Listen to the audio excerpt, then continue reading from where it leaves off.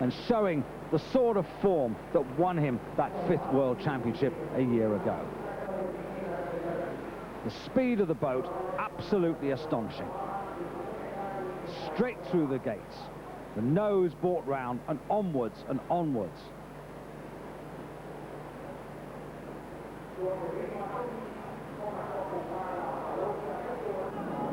Three victories in the opening 3 races of the competition, a tremendous record.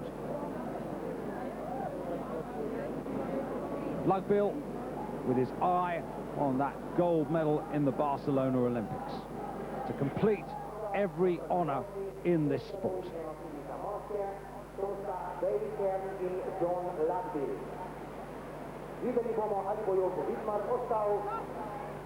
Perfectly round gate 17 and clear, ferrying across the back of the stopper. Through 18 with just 2 gates to go. John Lugbill, clean, no gate touch, and much quicker than his first run. But could he beat that time of Martin Lang? Martin Lang, who had a 5-second penalty, Lugbill, who was clean, and at the end he was just 0.04 of a second slower than the West German. So the hat-trick was completed as Foxy moved into silver medal position ahead of Hearn, who didn't score, with the 20-year-old from Nottingham, Gareth Marriott, finishing just off the podium in 4th place. Much promise for the future. But it was John Lugbill who received the trophy from his own coach, Bill Endicott, director of the World Cup Promotion Committee. So to the men's kayaks and Richard Fox, who a year ago started his challenge to regain the World Championship title he'd won in 1985 in disastrous fashion, touching gate number 1 and earning a 5-second penalty. Well, he was under pressure before he started, but now he's really got to pull out something special. He had problems at 3, but not this time round. 4, just a touch low. It would have been nicer if he'd been tighter to the gate, but at least he's avoided penalties there.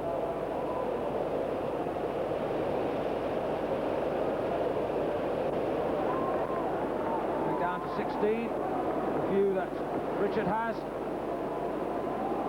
Oh, and that's lovely. Did that wonderfully well, and again through 17. Every stroke counting, the boat continually moving. And he's made up some precious seconds in the centre of the course as he comes down to 19. This important as well, not perfect, but good enough.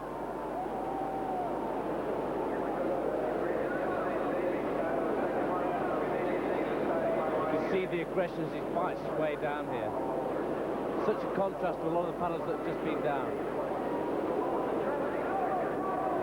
This course is tough, it favours the experience. You've got to be fit, you've got to be strong. Now look at him, push the power into the paddles now. But if he's got any chance, it's got to be 100% perfect here.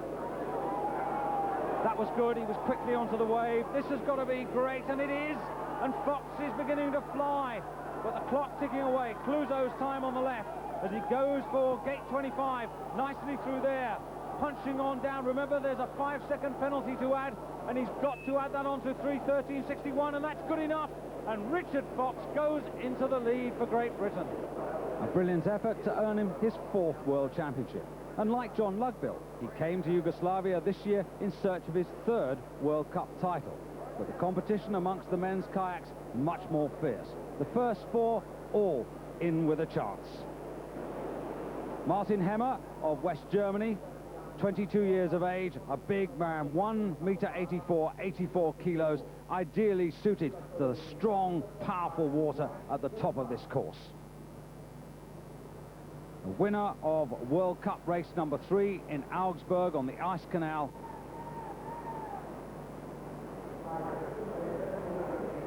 And really showing tremendous form on the top section of this course.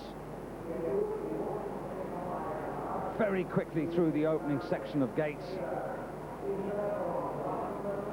For the man who didn't manage to finish the 2nd run of the World Championship slalom, when he was within meters of the finish line, he capsized and lost his chance of a medal.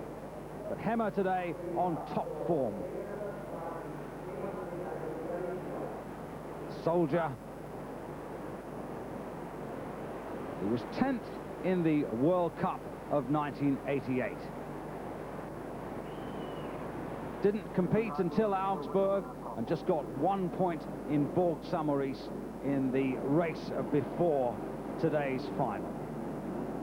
But the first run, really excellent, 133.46 seconds.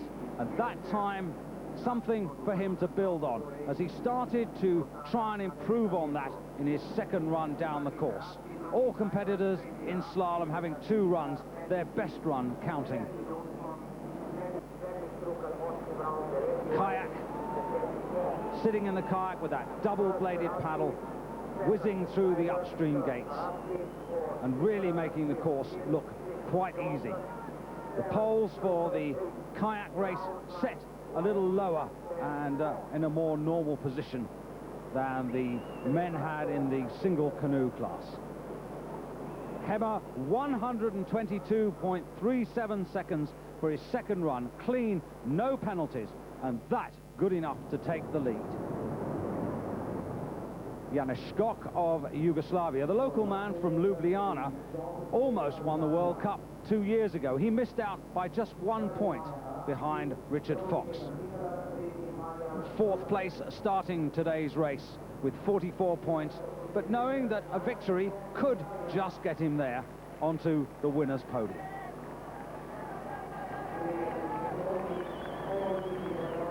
Plenty of local support for the 27-year-old, who, unlike Martin Hemmer, is a much smaller man, 1.67 meters, 69 kilos. The best result in this season's World Cup, a 2nd place in Warsaw, Wisconsin, in the opening World Cup race of the season.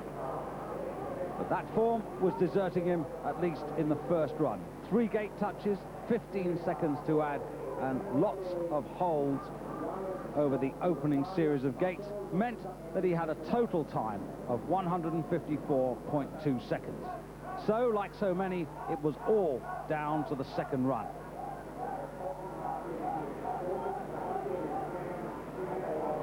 The first section was faster.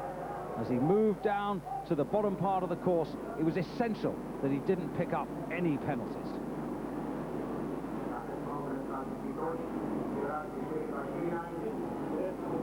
Skok, very concentrated, looking for success in front of his own home crowd. Friends and family out to cheer him on. At 17, the final undoing. Upstream, a touch on the gate, held, time ticking away, and the good work that he'd achieved on the top section of the course was all undone as he got caught ferrying across the stopper to 18.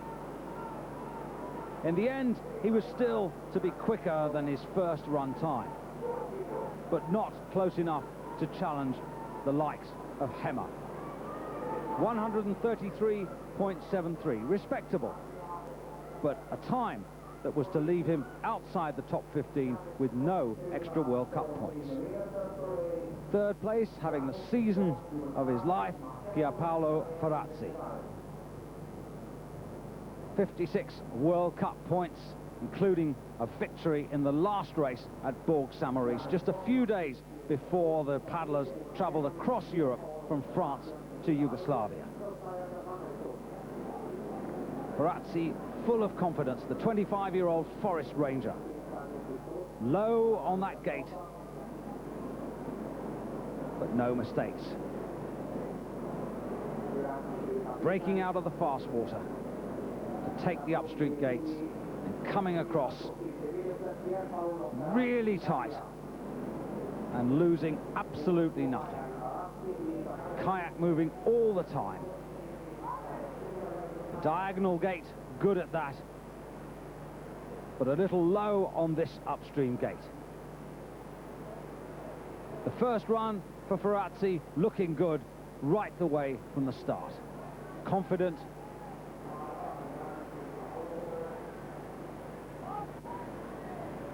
still clean with absolutely no penalties. A year ago he finished 18th in the World Championships, and in the World Cup competitions of the past 2 years, the best he did was 14th place, but that was back in 1988. Last year, he was only 17th. Good coaching and training through the winter has given this man enormous confidence. Today, he looks the complete canoeist as he comes down really in charge of this first run, and the time tells the story. 120.23 seconds, the fastest man on the course.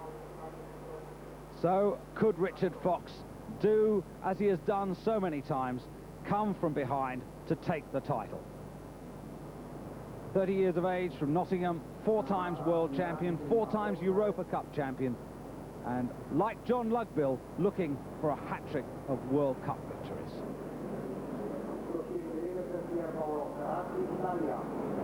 Really finding this water at the top tough to handle. More than 150 people swum on this section of the course in the past week during training and racing. On his first run, Richard Fox found himself not quite as tight to the gates as he would have wished. Fractions of a second being lost, and when added up, making all the difference between his time and that of Pierpaolo Ferrazzi. 9 seconds the difference after his first run. So the master paddler now had to find the precision and extra speed to close the gap if he wanted to hold on to the title he first won in 1988. As in the first run, he was having problems keeping as tight to the gates as he would have wished. The hundredths were adding up.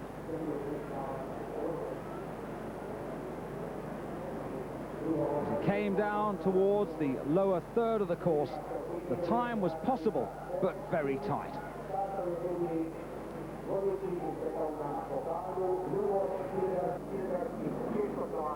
As he came through to the last 5 gates, the clock was telling its own story. Fox was over the 122nd time of Pierpaolo Ferrazzi, and the question was now whether he could get second place, which might just give him enough World Cup points to hold on to his title. Ferrazzi, with 120 seconds, was in the lead, with Martin Hemmer, who had 122 seconds, in second place. But as Fox moved on down to the finish, it was clear that the best he could do was third place at this point. 124.06, giving him 15 World Cup points. Last man on the course, Lubos Hilgert for Czechoslovakia. Runner-up a year ago in the World Cup, setting out to challenge to win his first major title. In the lead after the first 4 races, but knowing that a victory was essential to make sure of this title. Controlled through the big water and the opening gates, now he had to open up and gain some speed if he was to catch the Italian Pierpaolo Ferrazzi. But as he moved across to the next upstream gate, he made a major mistake. Swept down onto the rock, caught and trapped, the seconds ticking away, but also the momentum and rhythm broken. Hilgert trying to make up the time nicely tight to that gate.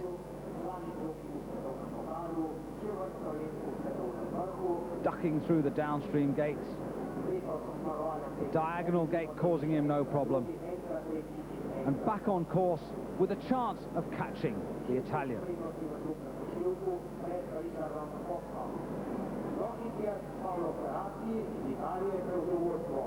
But the middle part of the course saw him lose his momentum once again.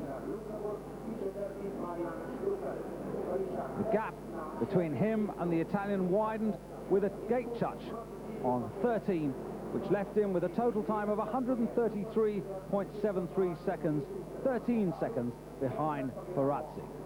The second run turned out to be a greater disaster. 5 gates missed, which meant that the Italian took the title 4 points clear of Richard Fox, who finished third on the day. Martin Hemmer moving up to 4th, with Janusz Skok the best for the home country. The honours in the 1990 World Cup going to the Italian, Pierpaolo Ferrazzi.